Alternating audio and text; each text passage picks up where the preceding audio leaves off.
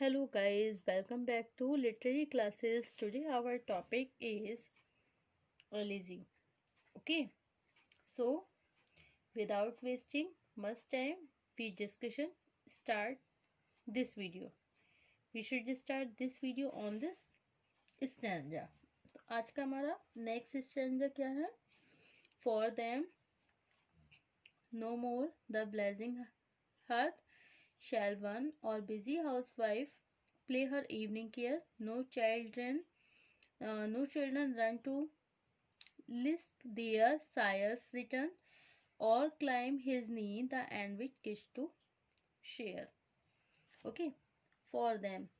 तो इसमें क्या बताया है, इस स्टैंजा में क्या बताया है कि सायकाल में अब उनके आराम के लिए अंगीठी नहीं जलाई जाएगी। उनके शाम को घर लौटने पर गृहिणी उनके लिए भोजन बनाने में व्यस्त नहीं होंगी। शाम को जब वो घर लौटेंगे उनके बच्चे अपनी बाल सुलभ भाषा में उनका स्वागत नहीं करेंगे। अब कोई भी बालक उनका स्नेह चुंबन पाने के लिए उनके घुटनों पर चढ़ने की ईर्ष्यालु होड़ नहीं करेगा।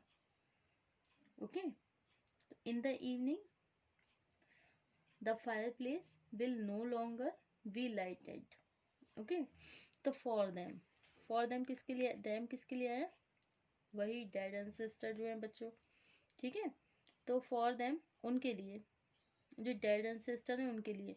No more the blazing hearth. Blazing hearth का मतलब क्या है? जलने वाला चूल्हा। शेल वन माने अब नहीं जलेगा। जो जलने वाला चूल्हा होता है अब वो नहीं जलेगा। और बिजी हाउसवाइफ, अब हाउसवाइफ घर के काम में भी व्यस्त नहीं होंगी। Play her evening care.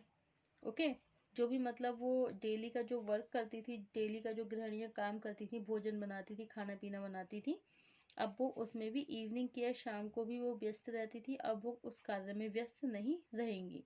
No children run to lisp. अब कोई भी बच्चा, रन टू लिस्प का मतलब होता है तुतलाकर, कोई भी बच्चा तुतलाकर सायर्स रिटर्न मीन्स जो उनके फादर लौट कर आते हैं, run to lisp their sires return, जो उनके फादर जब लौट कर आते हैं तो बच्चे क्या करते हैं? जल्दी से तेजी से क्लाइम हिज नी, अपने घुटनों के बल पर चल के आते हैं छोटे छोटे बच्चे। एनविट, इस ईर्ष्या में कि सबसे पहले वो अपने पिता को आके किस करेंगे।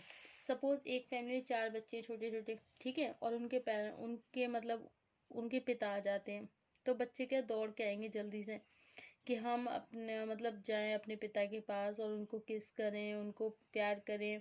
तो बच्चा क्या करता है? अपने घुटनों के बल आता है वो, ठीक है, और climb his knee to and with kiss to share, और चढ़ता है, अपने घुटनों के बल चढ़ता है। And with kiss to share, kiss क्यों जाते हैं, मतलब क्यों चढ़ता है? किस करने के लिए अपने पिता को। ओके, तो इसमें क्या बताया है कि in the evening care the fireplace will no longer be lighted. Okay, for their comforts and the mistress of the house will no longer be busy with cooking the food for them.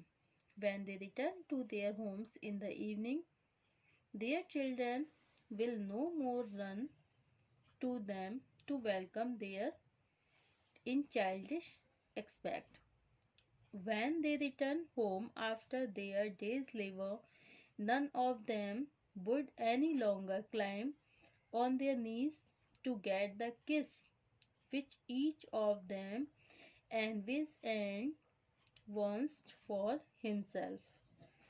Okay, मतलब सायकाल में उनके लिए अब उनकी जो wife हैं वो अंगीठी नहीं जलाएंगे, और शाम को लौटने पर गृहिणी अब उनके लिए भोजन भी नहीं बनाएंगे। जब वो शाम को घर लौटेंगे तो बच्चे भी बाल सुलभ भाषा में उनका वेलकम नहीं करेंगे। अब कोई भी बच्चा उनको प्यार करने के लिए अपने घुटनों पर चढ़ने की ईर्ष्यालु होड़ नहीं करेगा। ओके, अब नेक्स्ट टॉपिक क्या है आपका? नेक्स्ट स्टैंजा क्या है? Oft did the harvest to their sickle yield, their sickle eel. Okay, and their furrow the Strivon clips has frog, and how chokan did they drive their team afield, how would the wood beneath their sturdy stroke. Okay, तो इसमें क्या है इसमें बताया है कि देखिए अपने जीवन काल में जो गांव के जो मृत पूर्वज थे अपने खेतों में हल चलाते थे, ओके, फसल भी काटते थे, खुशी खुशी अपने जानवरों को खेतों पर लेकर भी जाते थे, और जब वो वृक्षों को काटने के लिए कठोर प्रहार करते तो वृक्ष आत्मसमर्पण कर देते। इस प्रकार इन पूर्वजों ने अपने जीवन काल में सदा साधारण खुशहाल जीवन जिया, जैसा कि कोई भी ग्रामीण जीता है। ओके, अपने जीवन काल में उन्होंने सभी सामान्य गतिविधियां करी, क्योंकि अब वो डेड हो चुके हैं, अब वे कोई भी गतिविधि नहीं कर सकते। तो oft did the harvest their sickle yield, मतलब क्या है, इसका मतलब क्या है, speaking highly and proudly of one's doing, मतलब आत्म प्रशंसा। तो अब अपने जीवन में गांव के मृत पूर्वज अपने खेतों में हल चलाते थे, फसल काटते थे, और खुशी खुशी अपने जानवरों को खेतों पर लेके जाते थे। तो oft did the harvest their sickle yield, वो अपनी जो उनका हसिया होता था उसे लेकर जाते थे, हार्वेस्ट फसल को बनाने के लिए, ठीक है, जो मतलब फसल को जो काटते थे। Okay, their furrow the stubborn glebe has broke, okay, और जो उन और क्या करते थे, वो खेतों में हल भी चलाते थे, ठीक है, क्या करते थे, हल भी चलाते थे। देयर फ्यूरो, फ्यूरो का मतलब क्या होता है, पिलो, हल। स्टीवन ग्लीव का मतलब होता है, स्टीवन ग्लूव का मतलब होता है हार्ड ग्राउंड, मतलब जो बहुत ज़्यादा कठिन सी जमीन होती थी। हैज ब्रॉक, वो उस पर तोड़ते थे, मतलब उस पर प्रहार करते थे। Okay, how jocund did they drive their team afield, okay. इस प्रकार पूर्वजों ने अपने जीवन काल में सदा साधारण पर खुशहाल जीवन बिताया। ओके, हाउ जोकर्स चेयरफुली, मतलब बड़ी प्रसन्नता के साथ day drive their team effort, उन्होंने अपना एक साधारण जीवन बिताया। How board the wood beneath there study, कहाँ पर, जैसे कोई ग्रामीण जीता है अपने जीवन काल में उन्होंने सभी गतिविधियां की, लेकिन अब वो चले गए हैं तो कोई भी गतिविधि नहीं कर सकते। Okay, how board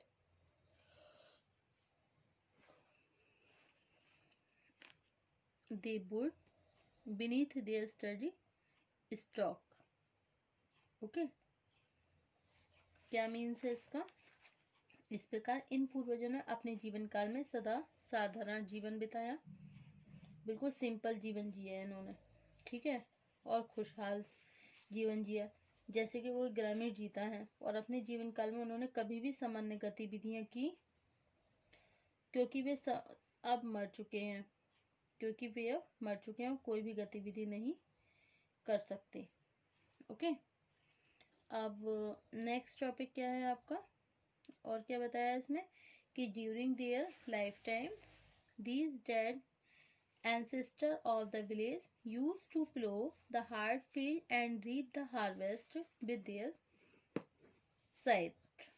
Okay, they used to drive their cattle joyfully to the field, and when they struck at the tree to chop them, the trees yielded to their stock. These forefathers thus performed during their lifetime the normal activities and lived simply and happily in anybody in a village would do. Now that they cannot perform any of these activities. Okay, अब next topic है हमारा, वो sorry next stanza क्या है, let not ambition smoke their useful toil, their homely joys and destiny obscure, nor grandeur here with disdainful smile and the short and simple analysis of the poor. Okay, तो क्या बताया है इसमें कि let not ambition, okay, महत्वाकांक्षी लोगों को इन सीधे साधे ग्रामीणों का मजाक नहीं बनाना चाहिए। ना ही उनके लाभदायक परिश्रम से, उनकी साधारण तथा पारिवारिक खुशियों से और उनके साधारण जीवन से घृणा करनी चाहिए। महान और वैभवशाली व्यक्तियों को घृणात्मक मुस्कुराहट से इन गरीब लोगों के सीधे सादे छोटे जीवन इतिहासों को नहीं देखना चाहिए। ओके, क्या है एम्बिशन का मतलब, क्या होता है बताइए। एम्बिशन का मतलब होता है महत्वाकांक्षी व्यक्ति। ओके, मतलब महत्वाकांक्षी। तो let not ambition mock their useful toil. तो इसमें क्या कहा जा रहा है, इसमें कहा जा रहा है कि लेट नॉट एम्बिशन, ये जो महत्वाकांक्षी लोग हैं, मूक मिस मजाक, देयर यूजफुल टॉयल, उन्होंने भी बहुत जरूरी टॉयल मिस कार्य किए थे, लेकिन अब महत्वाकांक्षी लोगों से कह रहे हैं भाई इनकी हंसी मत उड़ाओ। Their homely joys and destiny obscure, उनके जो होमली जॉयज होते थे, होमली जॉयज मतलब उन्होंने इतना ज़्यादा मेहनत करी, ना ही उनके लाभदायक परिश्रम से, उनकी साधारण तथा पारिवारिक खुशियों से, उनके साधारण जीवन से घृणा करनी चाहिए। मतलब ना ही उनके लाभदायक परिणाम से और उनकी साधारण तथा पारिवारिक खुशियों से, उनके साधारण जीवन से घृणा करनी चाहिए। जो अस्पष्ट हो गए, जो उनकी पारिवारिक खुशियां थी वो भी खत्म हो गई हैं। Nor grandeur hear with a disdainful smile, आप बड़े ही मतलब शान के साथ सुन रहे हो, डिसडेनफुल एक घृणात्मक मुस्कुराहट दे रहे हो जब उनकी कहानियां सुन रहे हो तो, ठीक है। The short and the simple analysis और एनालिस ऑफ द पुअर, मतलब जो महान और वैभवशाली व्यक्ति हैं उनको घृणात्मक मुस्कुराहट से इन गरीब लोगों के सादे और छोटे जीवन इतिहासों को नहीं देखना चाहिए। ओके, तो let not ambitions people look down with a contempt and ridiculous upon their useful labors, their simple and homely joys, and humble lips of these blazers. Let not people who are great and majestic hear with a contemptuous smile the brief and the simple life history of these poor people. Okay, अब इसके आगे का जो हमारा next stanza होगा वो होगा the boast of the heraldry the pomp of power. Okay, thank you for watching my YouTube channel, thank you so much.